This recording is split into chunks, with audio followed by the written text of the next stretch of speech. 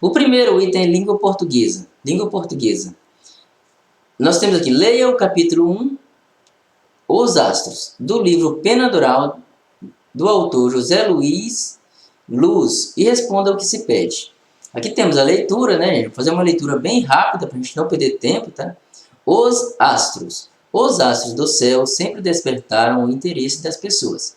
Há séculos que os homens olham para o céu e se perguntam por que existe, como surgiram, quem os fez, há crianças por lá, mas, mesmo diante de tanta admiração, são as crianças que ficam mais fascinadas por tantos mistérios. As pessoas antigamente se pareciam mais com as crianças, olhavam para o céu e imaginavam que os astros formavam desenhos, como por exemplo uma mulher, um guerreiro, um touro, um dragão, um carneiro, um peixe. Sempre que olho para o céu, eu recordo meus tempos de criança, numa fazenda muito distante, num lugar quase deserto. Naquele tempo, eu imaginava que as estrelas eram pequeninas, janelinhas abertas, todas brilhando e dançando no céu. A lua eu imaginava que era uma imensa bola de algodão doce. Era tão bom ser criança, tudo era doce e brilhante. É pena que muitos crescem e esquecem o valor das crianças.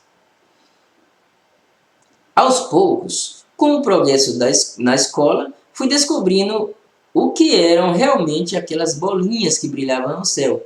Eu sofria muito para estudar, pois tinha que andar muitos quilômetros no meio da mata até o ponto do ônibus. Cada vez que descobria uma verdade, era uma grande decepção para mim, pois via pouco a pouco todas as minhas ilusões se desfazerem. Era difícil aceitar as coisas como eram de verdade. Nem sempre a verdade é como pensamos ou queremos, mas temos que aceitar. Com lágrimas nos olhos, descobri que as estrelas não eram janelinhas abertas, e sim astros, iguais ao nosso Sol, feitos de gases que queimam sem parar. Parecem pequenas bolinhas brilhantes, porque estão longe demais do nosso planeta Terra. Minha maior surpresa foi quando a professora que eu mais amava trouxe algumas fotos da Lua. Foram as mais deslumbrantes e nítidas que tinha visto, tiradas por um aparelho que mais tarde soube que se chamava Sonda Soviética Luna 2. Segunda página, gente. Na página 8. Ao ver aquela foto, fiquei tão assustado e nada consegui dizer. Estava ali, bem diante dos meus olhos, uma lua diferente da que eu sempre imaginei. Era apenas uma grande bola feita de rochas, poeiras e etc. Toda deserta e cheia de buracos. Logo aprendi que os buracos se chamavam crateras. Não havia nenhuma só árvore, nenhum pequeno pássaro, uma minúscula borboleta ou simples e pequenina flor do campo. Tudo era triste e deserto. Fiquei envergonhado, pois antes de saber a verdade, tinha falado para os meus amiguinhos que a lua era uma bola de algodão doce. Chorei muito, não queria que pensasse que eu era um mentiroso. A lua deixou de ser doce e passou a ser apenas uma enorme pedra, deserta e triste.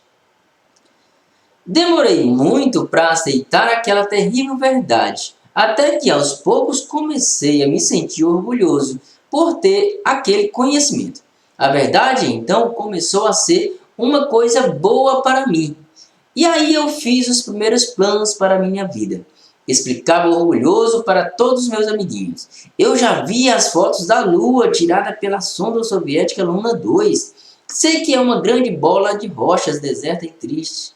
Quando crescer, eu vou estudar para ser um astronauta. Quero viajar até a Lua, também a outros planetas, para construir lindos jardins.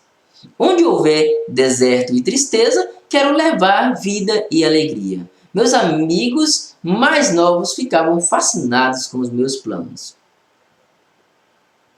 Imaginavam a Lua e muitos planetas desertos, todos cobertos por imensos jardins e centenas de pássaros e borboletas coloridas. Os mais velhos, porém, zombavam de mim.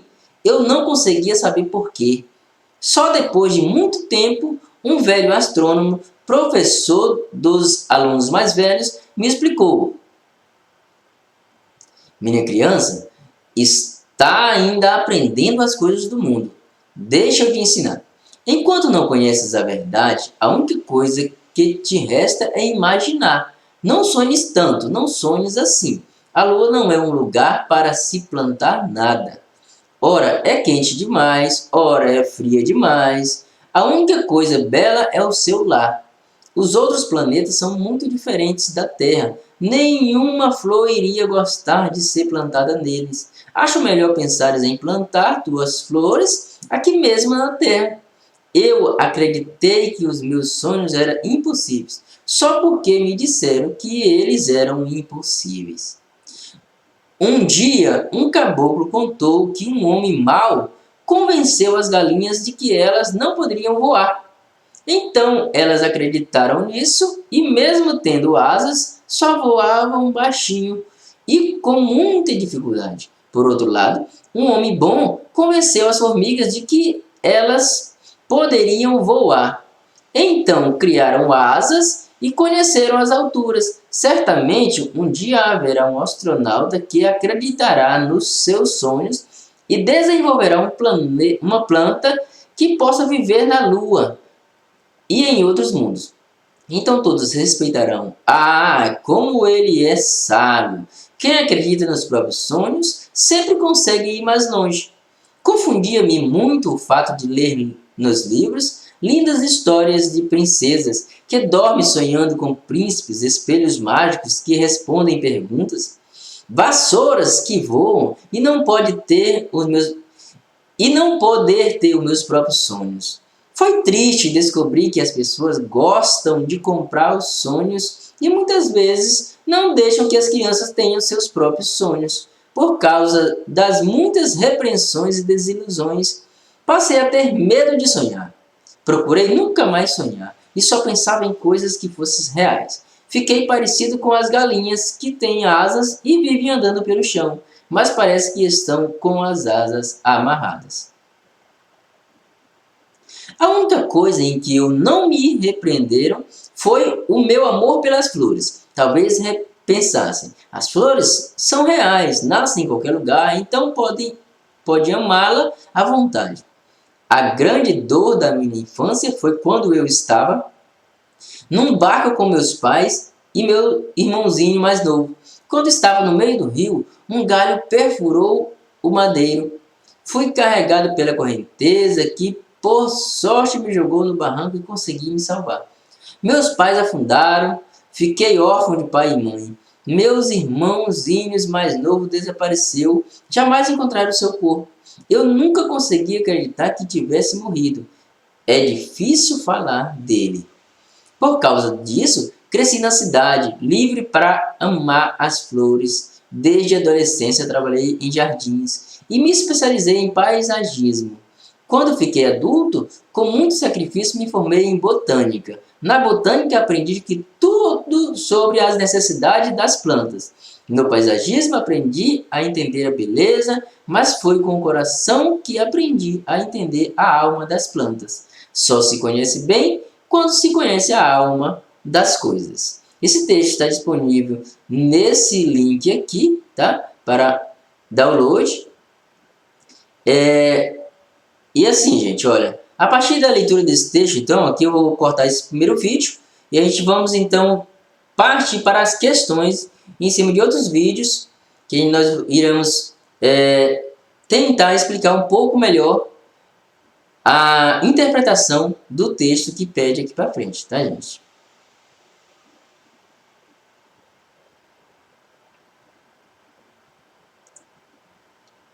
Tá, de acordo com o texto lido, ele pergunta assim: de acordo com o que nós lemos, vimos aí o sonho do garoto, todo esse desenrolar, as frustrações que ele teve, toda a vida dele, até mesmo a tragédia que aconteceu na vida dele. Vamos pensar aqui, quais eram os sonhos do personagem? Ele tinha sonho do quê? Ele sonhava com o quê?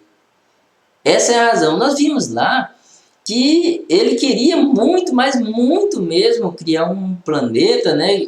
Povoar o planeta, plantar as suas plantas, as flores, e espalhar amor por todo o universo, né?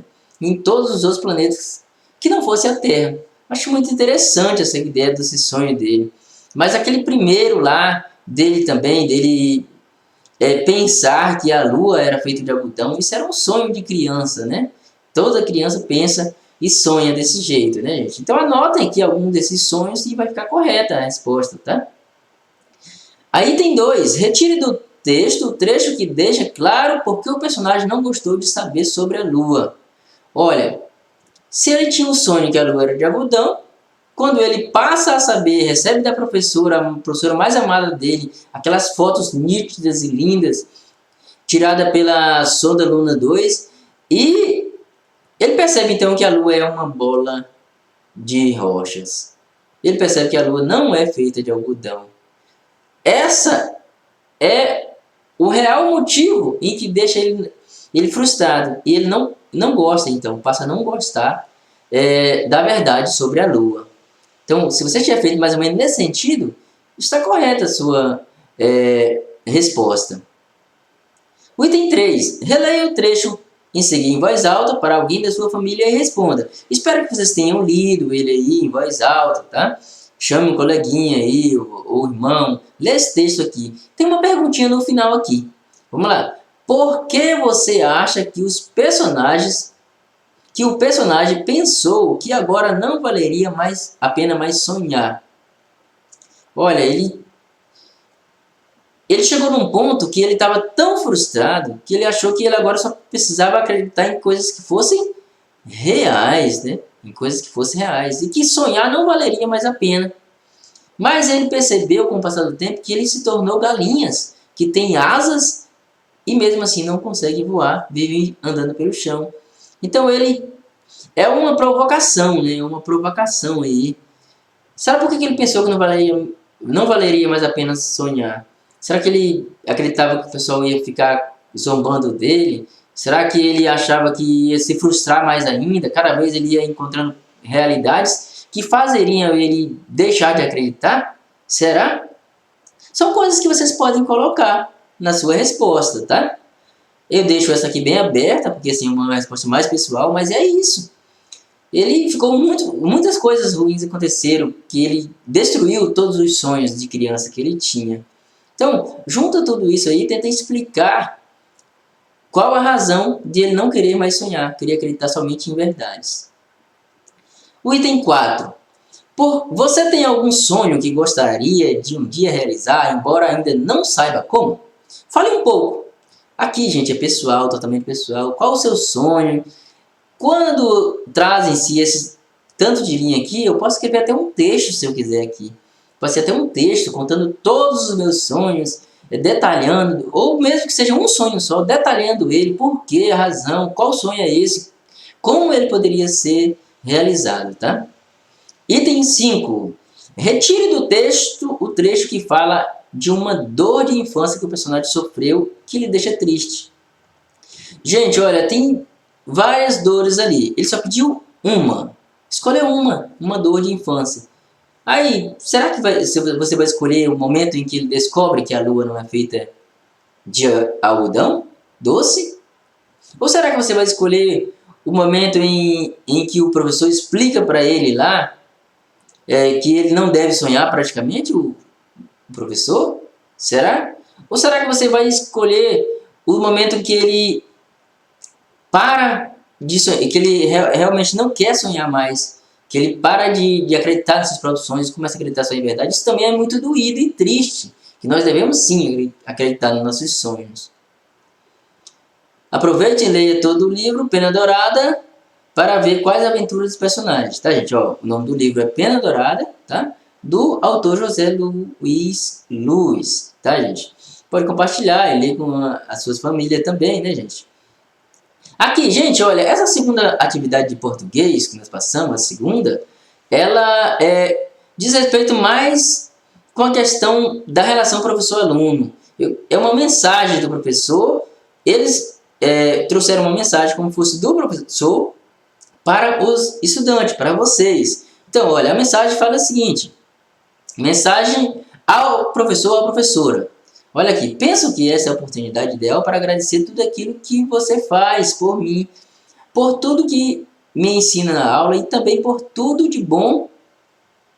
Bem, gente, aqui é o item 6. No item 6 é uma mensagem ao professor, como se fosse uma forma de agradecimento, tá? É um texto base, padrão, para que vocês possam ter noção do que responder lá embaixo.